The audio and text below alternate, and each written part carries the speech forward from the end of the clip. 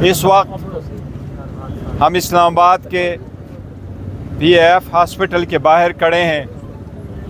मैं अभी रऊफ हसन साहब से मुलाकात करने के बाद बाहर आ रहा हूँ। मेरी तकरीबन 1.5 घंटे उसके साथ हॉस्पिटल में रहा हूँ। उसको जो कट लगा है और जिस तरीके से उसको ब्लेड लगे हैं, ये उसकी ज़िंदगी पे एक अटैक हुआ है। आज डॉक्टर ने उसको स्टिचेस लगाए हैं, उसके कंडीशन स्टेबल है, लेकिन परसों भी इसी रूप में रऊफ हसन साहब की गाड़ी को फॉलो किया गया और वो एक इंटरव्यू में आने के बाद अपने गाड़ी का शीशा बंद करते हुए इन लोगों से निकलते हैं। आज जब दोबारा चले जाते हैं तो 3 लोगों ने उन पे अटैक कर लिया, चौथा भी उसको ब्लेड मारता है, एक जो उसकी रिकॉर्डिंग करता है। ये रऊफ हसन साहब पाकिस्तान तहरीक इंसाफ के सेक्रेटरी इंफॉर्मेशन है। वो पाकिस्तान तहरीक इंसाफ जो मुल्क की सबसे बड़ी पार्टी है उसके तर्जुमान है, इसके चीफ इलेक्शन कमिश्नर है। रऊफ हसन साहब की ज़िंदगी पे अटैक पाकिस्तान तहरीक इंसाफ की लीडरशिप पे अटैक है।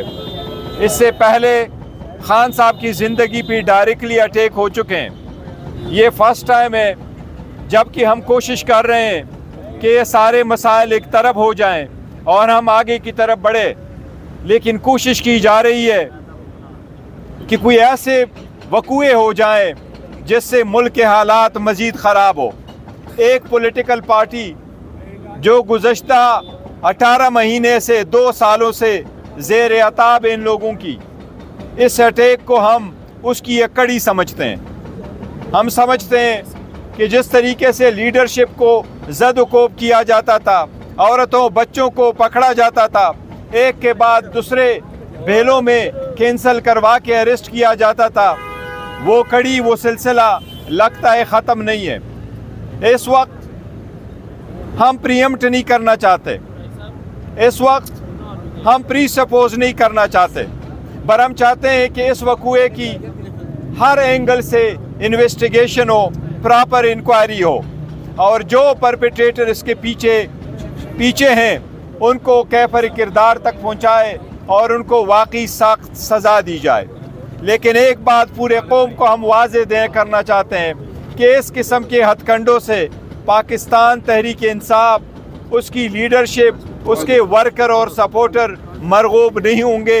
इंशाल्लाह पाकिस्तान तहरीक इंसाफ अपना स्ट्रगल कानून की बालादस्ती के लिए, आईन की हुक्मरानी के लिए, पार्लिमान को मजबूत करने के लिए इंशाल्लाह ताला वो जदोजहद जारी करेगी रहेगी। वो जदोजहद इंशाल्लाह हम जिस तरीके से खान साहब की हिदायत है उसके नज़रिए के मुताबिक हम अपना स्ट्रगल जारी करेंगे। लेकिन हम पुरजोर मुतालबा करते हैं कि इसकी इन्वेस्टिगेशन किया जाए। ये पाकिस्तान तहरीक इंसाफ की लीडरशिप पे डायरेक्टली उसकी ज़िंदगी पे एक अटैक हुआ है। अच्छा सर, ये बताइए कि जिस तरह अटैक किया गया, उन्हें फॉलो किया गया, ये कोई PTI के लिए मैसेज तो नहीं है कि अगर एग्रेसिव होंगे तो इसका रद्द-ए-अमल फिर ये होगा? देखो, एक रऊफ हसन साहब की तरफ से मैं आपको ये बताऊं, वो एक लर्नर आदमी है, वो अपने आर्टिकल लिखते हैं, उनका हमेशा ख़ुद गाड़ी चलाते हैं और वो ड्राइवर भी नहीं रखते और ख़ुद जाते हैं हर जगह। इनका कभी किसी के साथ इख्तिलाफ नहीं रहा है, इसलिए जिसने भी ये काम किया और जिस भी मरकज़ के पर्पज़ के लिए किया है और जो भी अवामिल इसके पीछे हैं, हम ज़रूर इसके तह तक जाना चाहते हैं कि जो लोग इसके पीछे हैं उनको कैफर किरदार तक पहुँचाया जाए। फौरी तौर पर तो ये बताइएगा कि हॉस्पिटल में किस किस्म का उनको जख्म आया है और तबीयत कैसी है, डॉक्टर्स क्या कहते हैं, कब तक? डॉक्टर साहिबान भी कह रहे हैं और स्टेबल, उसकी कंडीशन स्टेबल है, लेकिन मैंने ख़ुद देखा है उनको यहाँ चीख पे बहुत जख्म आया है, दैट इज़ टू डीप, और वो यहाँ उनकी रेगुलर वेन पे कोई अटैक करने की कोशिश की गई जो उनको यहाँ लगा है, इस जस्ट हाफ एन इंच का फ़र्क है। इस वक्त उसकी कंडीशन आल्दो अल्हम्दुलिल्लाह स्टेबल है, लेकिन उसकी ज़िंदगी पे यस ऑफ कोर्स अटैक हुआ है। सर, ख्वाजा सराओं के जरिए ये अटैक करवाने का क्या मकसद था? ये देखो, जो भी मकसद था और जो भी कर रहे हैं, लेकिन एक बात है, आप जिस फॉर्म में भी आते हैं, मुख्तलिफ फॉर्म में लोग अटैक करते रहते हैं, ये सेकंड टाइम है। पहले कल उस पर परसों भी हुआ है, इनके पीछे गए हुए हैं। अब ये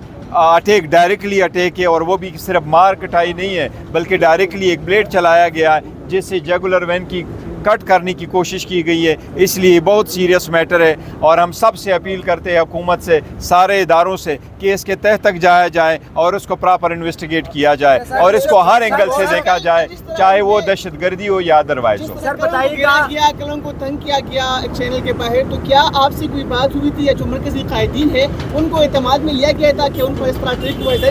बहुत बड़ी नहीं, पहले वो ये नहीं समझ रहे थे शायद इसकी ज़िंदगी पे एक अटैक है, तो उन्होंने कोई लाइटली लिया था, उन्होंने उसको रिपोर्ट नहीं किया था।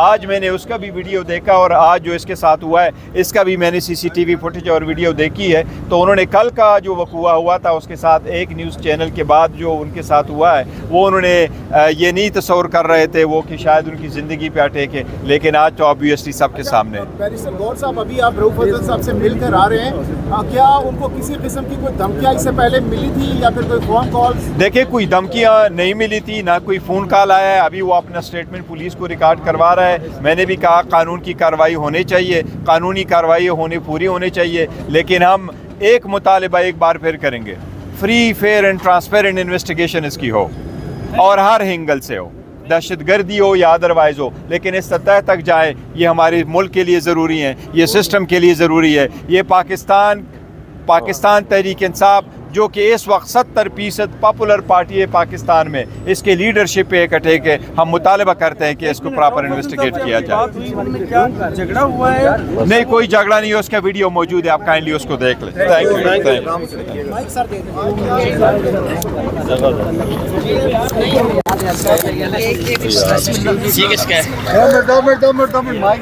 बस यार, बस जी, ये गुफ्तगू आपने सुनी। बैरिस्टर गौहर साहब यहाँ पर मौजूद थे और बता रहे थे वक्फे के हवाले से। इस वक्त PTI के कारकुनान की एक बहुत बड़ी तादाद भी इस वक्त हॉस्पिटल के बाहर मौजूद है, आप देख सकते हैं।